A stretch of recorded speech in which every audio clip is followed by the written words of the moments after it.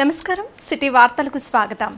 ఆంధ్రప్రదేశ్లో కేంద్ర బృందం పర్యటన చేపట్టింది. వరద ప్రభావిత ప్రాంతాల్లో జరిగిన నష్టంపై అంచనా వేయనుంది. విజయవాడలోని ఏపీ విపత్తు నిర్వహణ సంస్థ కార్యాలయంలో కేంద్ర బృందం అధికారులతో సమీక్షించింది. భారీ వర్షాలు, వరదల వల్ల సంభవించిన పరిస్థితులను కేంద్ర బృందానికి రాష్ట్ర అధికారులు వివరించారు. కేంద్ర హోంశాఖ అదనపు కార్యదర్శి సంజీవ్ కుమార్ జిందాల్ నేతృత్వంలోని బృందం పాల్గొంది.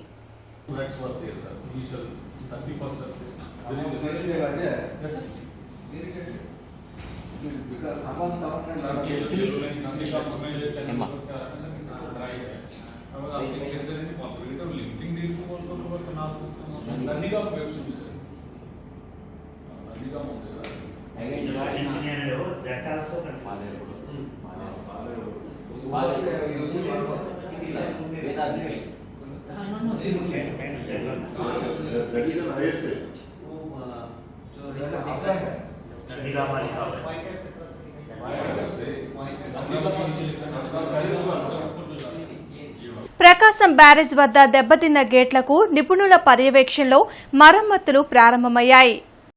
బోట్లు గేట్లను ఢీకొనడంతో బ్యారేజ్ 67, 68, 69 గేట్లు దెబ్బతిన్నాయి. దెబ్బతిన్న కౌంటర్ వెయిట్ను తొలగించి కొత్తది ఏర్పాటు చేయాలని ప్రభుత్వ ఇరిగేషన్ సలహాదారు కన్నయ్య నాయుడు సూచించారు.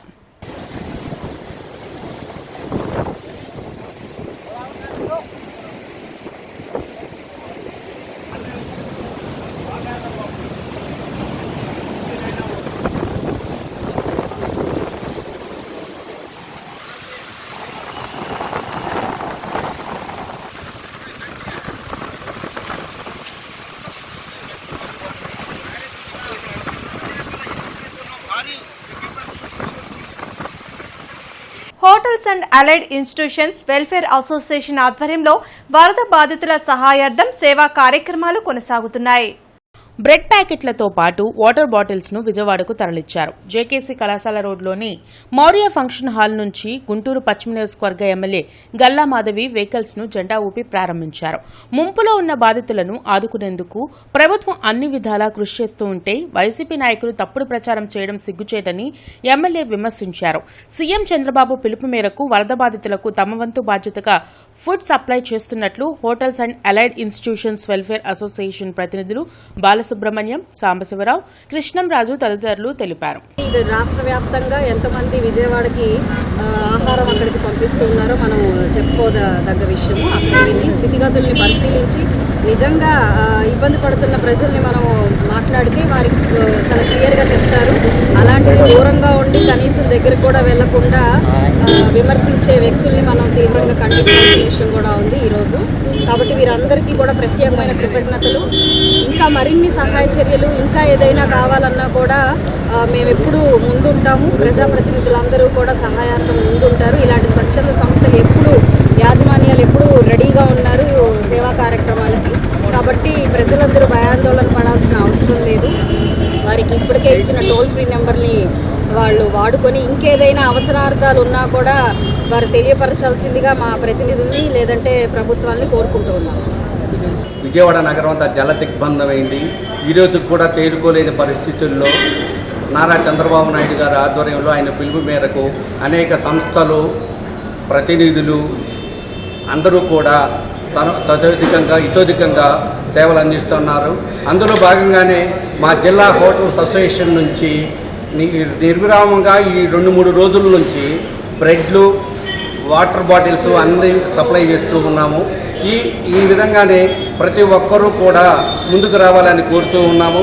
ప్రజలందరికీ మీ జిల్లా హోటల్స్ అసోసియేషన్ కానీ, స్టేట్ హోటల్స్ అసోసియేషన్ కానీ మీ అందరికీ చెరువులోని ఎలాంటి ఇబ్బందులు వచ్చినా మీకంటూ మేము వెన్నంటి ఉంటామని చెప్పి మరోసారి గుర్తు చేస్తూ ఉన్నాము. ఇటీవల కురిసిన వర్షాలకు తూర్పు నియోజకవర్గంలోని పలు కాలనీలు జలమయమయ్యాయి. నిరాశ్రయులకు ఎమ్మెల్యే నసీర్ అహ్మద్ ఆధ్వర్యంలో నిత్యావసర సరుకులు పంపిణీ చేశారు. ఇటీవల కురిసిన భారీ వర్షాలకు తూర్పు నియోజకవర్గంలోని బసవతారక రామనగర్, గట్టిపాడు, ప్రగతి నగర్, జున్ను, షాహిద్ నగర్ జలమయమయ్యాయి. జల దిగ్బంధంలో నిరాశ్రులైన అందరికీ ఎమ్మెల్యే నసీర్ అహ్మద్ తూర్పు ఎంఆర్ఓ నేతృత్వంలో నిత్యావసర సరుకులు పంపిణీ చేశారు. ఎవరూ అధైర్యపడవద్దని వారు సూచించారు.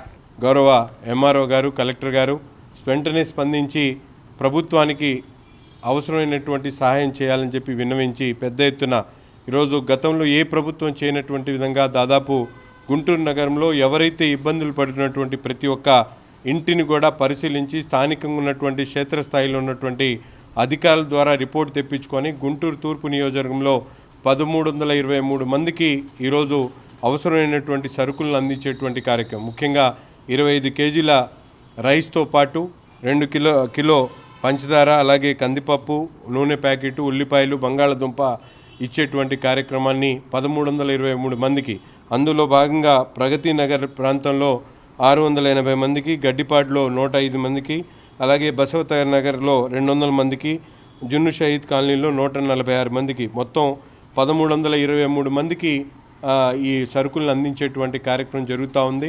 అదే సార్ చెప్పిన విధంగా 4 ప్రాంతాలు, ప్రగతి నగరు, జున్ను షాహిద్ నగరు, బసవతారక్ నగరు, గడ్డిపాడు ప్రాంతాల్లో పూర్తిగా నీట మునిగినాయి. నేను కూడా పర్యటించాము సార్తో పాటు. అక్కడ పర్యటించిన పరిస్థితులను బట్టి ఇమ్మీడియట్గా స్పందించి మా క్షేత్రస్థాయి సిబ్బందితో వివరాలు తెప్పించుకొని అక్కడికి పైకి అధికారులకు పంపించేసి ఇప్పుడు వచ్చిన సరుకులు అందజేయడానికి ఏర్పాట్లు చేసి ఉన్నాం. అవన్నీ ఈరోజు అందరికీ డిస్ట్రిబ్యూషన్ చేస్తాం.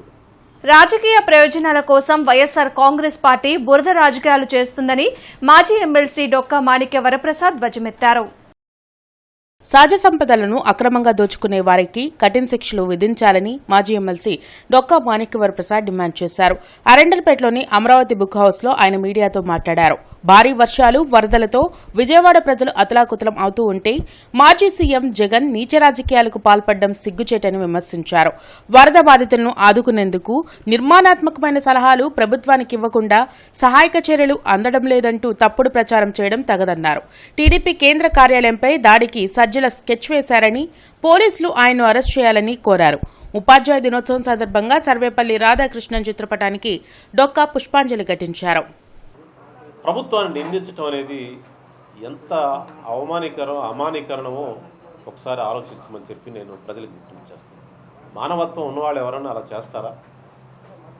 విక్టిమ్స్ దగ్గర, బాధితుల దగ్గర, ఒక కష్టాల్లో ఉన్న ప్రజానీకాన్ని దగ్గర వెళ్ళి నువ్వు రాజకీయాల్లో ప్రయోజనాలు ఆశిస్తావా? నువ్వు ఎంత దుర్మార్గపు ఆలోచన ఇది. ఏం చేయాలి? నువ్వు బాధ్యత వ్యక్తిగా పలానా దగ్గర బాధితులు ఉన్నారు, పలానా దగ్గర విక్టిమ్స్ ఉన్నారు, పలానా దగ్గర గండి కూర్చాలి, పలానా దగ్గర నీళ్ళలో పడవ కావాలి, లేదా పలానా దగ్గర మెడిసిన్స్ కావాలి, పలానా దగ్గర ఆహారం కావాలని అలాంటి సలహాలు, సంప్రదింపులు నీ పార్టీ పరంగా చేసే విధంగా వాళ్ళు పురికొల్పకుండా కేవలం జరిగింది, విపత్తు వచ్చింది, అది ఎవరి చేతిలో ఉండదు. విపత్తు రాగానే ఆ విపత్తులో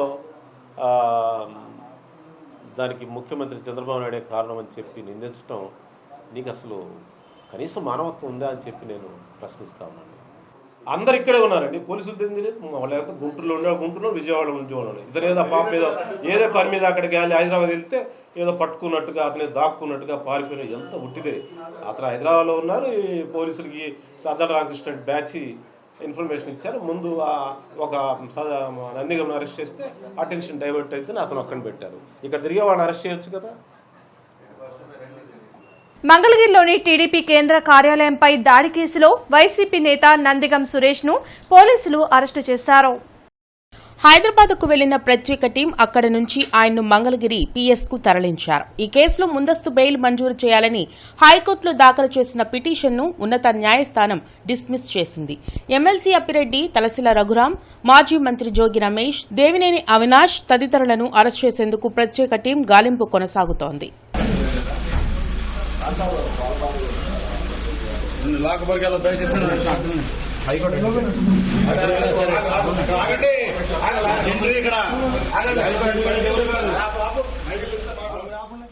టీడీపీ ఆదేశాల మేరకు విజయవాడ ముంపు బాధితుల సహాయ కార్యక్రమాల్లో ర్యాపిడ్ రెస్పాన్స్ టీంతో పాటు జిల్లా తెలుగు యువత అధ్యక్షులు రావిపాటి సాయికృష్ణ పాల్గొన్నారు. ఈ కార్యక్రమంలో ప్రతిపాడు ఎమ్మెల్యే బూర్ల రామాంజనేయులు నేతృత్వంలో వైఎస్ఆర్ కాలనీలోని చిట్ట చివరి ప్రాంతాల్లో సైతం వెళ్లి నిరంతర సహాయ కార్యక్రమాల్లో తెలుగు యువత పాల్గొంటోంది. ఈ సందర్భంగా రావిపాటి సాయికృష్ణ మాట్లాడుతూ ముఖ్యమంత్రి నారా చంద్రబాబు నాయుడు, యువనేత నారా లోకేష్, పల్లా శ్రీనివాస్ ఆదేశాలతో రాష్ట్ర తెలుగుదేశం పార్టీ కార్యాలయం నిరంతర పర్యవేక్షణలో జిల్లా తెలుగు యువత సభ్యులు విజయవాడలోని 45, 46, 47 డివిజన్లో సహాయక చర్యలను ముమ్మరం చేశారు. మంత్రి కింజారాపు అచ్చెన్నాయుడు ఇన్ఛార్జ్ సమన్వయంతో 3 డివిజన్లకు సహాయ కార్యక్రమాలు కోఆర్డినేటర్గా తమను నియమించారని తెలిపారు. 47లో ప్రతిపాడు ఎమ్మెల్యే బూర్ల రామాంజనేయులు సహాయ కార్యక్రమాలు ముమ్మరం చేస్తున్నారని, పూర్తిగా ముంపు కంట్రోల్లోకి వచ్చేదాకా అక్కడే ఉండి సహాయ కార్యక్రమంలో ప్రత్యక్షంగా పాల్గొంటామని, ఈ సహాయ కార్యక్రమాలు 3 రోజుల పాటు కొనసాగుతాయని తెలిపారు.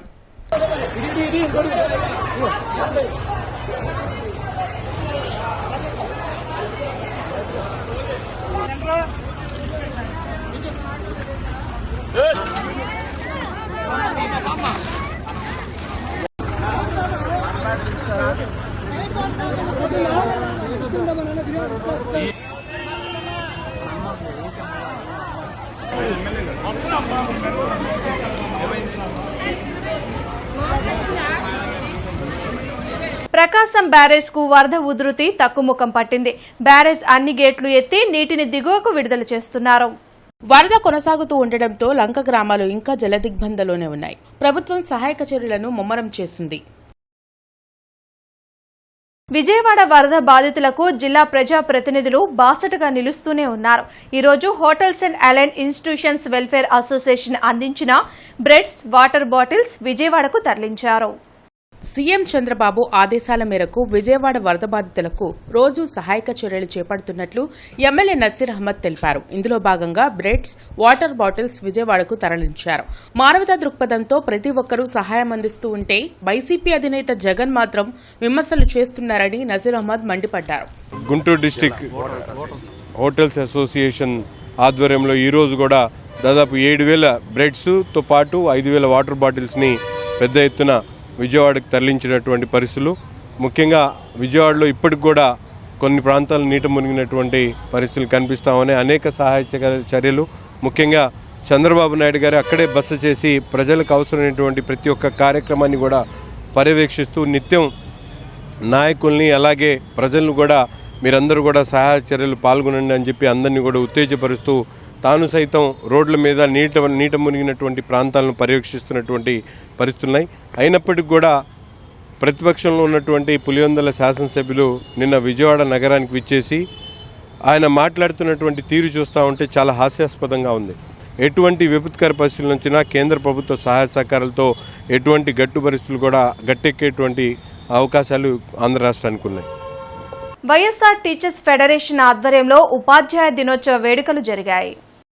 బృందావన గార్డెన్స్లోని జిల్లా వైసీపీ కార్యాలయంలో నిర్వహించిన కార్యక్రమంలో మాజీ రాష్ట్రపతి డాక్టర్ సర్వేపల్లి రాధాకృష్ణన్ చిత్రపటానికి పుష్పాంజలి ఘటించి మాజీ ఎంపీ మోదుగుల వేణుగోపాల్ రెడ్డితో పాటు ఫెడరేషన్ నాయకులు శ్రీనివాస్ రెడ్డి తదితరులు నివాళులర్పించారు. భావి భారత పౌరులను తీర్చిదిద్దే సత్తా ఒక్క ఉపాధ్యాయుడికి మాత్రమే ఉంటుందని మోదుగుల అన్నారు. ఈ సందర్భంగా పలువురు ఉపాధ్యాయులను ఘనంగా సత్కరించారు. అందుకని ఈ రోజున రాజకీయాలకు రావాల్సిన బాధ్యత మరి గురువర్యులను తయారు చేసేటువంటి సైనికులు కూడా తయారు చేసిన బాధ్యత మిమ్మల్ని గుర్తు చేసుకుంటూ మరి ఈరోజు మీ నలుగురు దాదాపు సత్యనారాయణ గారు, మా గురుగారు డిహెచ్ఆర్ అండ్ ఎంసీఎంఆర్, అందుకంటే గొడ్ల హనుమిరెడ్డి, మెట్టి చిన్నమల్లారెడ్డి గారు, ఎందుకంటే శ్రీనివాసరెడ్డి గారు రెడ్డి కాలేజ్ అంటున్నారు. రెడ్డి కాలేజ్ కాదు, దాతలు గొడ్ల హనుమిరెడ్డి గారు, ఆయన పిల్లలు లేరు, ఆయన దత్తత తీసుకొని ఆ రోజు 100 మందిని దాదాపు 200 మందిని పిల్లలు తెప్పించి ఆయనకు ఉన్నటువంటి 4 లక్షల రూపాయల డబ్బులు ఆ రోజు ఇచ్చాడు. మెట్టు చిన్నమల్లారెడ్డి గారు దాదాపు భూమిని దానం చేశారు. వాళ్ళంతా మహానుభావులు. ఎందుకంటే ఈరోజు 10 తరాలు సరిపడే పిల్లలకు సంపాదించేటువంటి జబ్బు ఉన్నటువంటి తల్లిదండ్రులు చూసాం. కానీ ఈ రోజున విద్యని ప్రేమించేటువంటి దాతలు ఉన్నారంటే నిజంగా వాళ్ళందరినీ హర్షించాలి, వాళ్ళందరినీ నమస్కరించాలి. అందుకని అటువంటి కళాశాలలో నాకు విద్యను అభ్యసించినటువంటి మా తెలుగు మేస్టారు ప్రజలకు ఏ కష్టం వచ్చినా సహాయానికి ముందుండే అమ్మ చారిటబుల్ ట్రస్ట్ వరదల సమయంలో లంక గ్రామాల ప్రజల్ని అక్కున చేర్చుకుంది.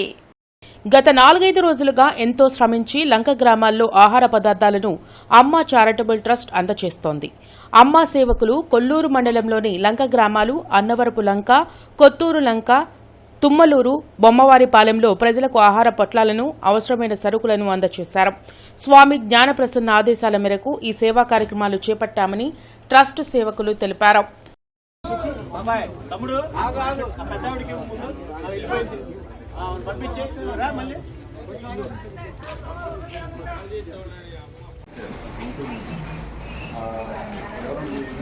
అందరికి ఇష్టమైతే తీసుకొని ఏదైతే మనకు కానీ మీ అందరూ నాకు అందరికీ మనం వెజిటేబుల్స్ పంపించాలి.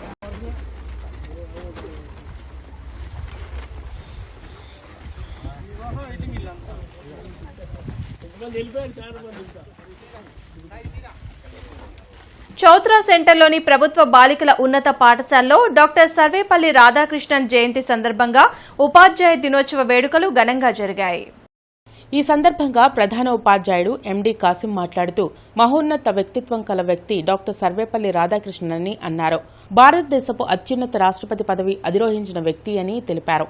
ప్రతి ఒక్క ఉపాధ్యాయుడు ఆయన్ను ఆదర్శంగా తీసుకోవాలని అన్నారు. ఈ కార్యక్రమంలో పాఠశాల ఉపాధ్యాయులు, విద్యార్థులు తదితరులు పాల్గొన్నారు. గుర్తింపు మన సర్వేపల్లి రాధాకృష్ణ గారి మూలాన మన ఉపాధ్యాయులు కానీ వచ్చింది. వారు నిజంగా వీళ్ళు రిటైర్డ్ అయినప్పుడు వారిని బండి మీద లాగి పిల్లలు తీసుకెళ్లేవాడు. మరి ఆ రోజుల్లోనే మరి అంత ప్రేమతోని వారిని ఆదరించారు. అలాంటి వ్యక్తి అన్ని రకాల పదవులు కూడా అనుభవించారు. అత్యున్నత పదవి రాష్ట్రపతి కూడా వారికి రావడం మన ఉపాధ్యాయులకి గర్వకారణము. వారి మూలాన ఇంత ప్రతిష్ట మన ఉపాధ్యాయులకు. అట్టడుగు వర్గాలకు విద్యను అందించిన సావిత్రిబాయి పూలే జయంతి నాడు ఉపాధ్యాయ దినోత్సవాన్ని నిర్వహించాలని భీమ్సేన సేవాదల్ డిమాండ్ చేసింది. లార్జ్ సెంటర్లోని అంబేద్కర్ విగ్రహం వద్ద సావిత్రిబాయి పూలే చిత్రపటానికి పూలమాలలు వేసి నల్లపు నీలాంబరం ఇతర నాయకులు ఘన నివాళులర్పించారు. సావిత్రిబాయి పూలే జయంతి రోజు టీచర్స్ డే జరపాలని చెప్పి మేమందరం కూడా బహుజనుల తరఫున కోరుకుంటున్నాం. ఎందుకు సావిత్రిబాయి పూలే రోజే టీచర్స్ డే జరపాలంటే సావిత్రిబాయి పూలే చేసిన త్యాగాలు అసలు ఈ భారతదేశంలో ఎవరూ చదవట్లేదు. ఆమె ఎంతో త్యాగం చేసింది. అంటరాని వాళ్ళ కోసం, కుల నిర్మూలన కోసం, పేదవాళ్ళ కోసం అనేకమైన పాఠశాలలు పెట్టి ఆ రోజుల్లో మనుధనం కొనసాగే రోజుల్లోనే బడిలు పెట్టి వాళ్ళు ఎంతోమందిని చదువులుగా దగ్గర చేసిన మహాతల్లి సావిత్రిబాయి పూలే. అసమంటి సావిత్రిబాయి పూలేని ఈరోజు మర్చిపోతాం చాలా బాధాకరం. ఈ వార్తలు ఇంతటితో సమాప్తం. నమస్కారం.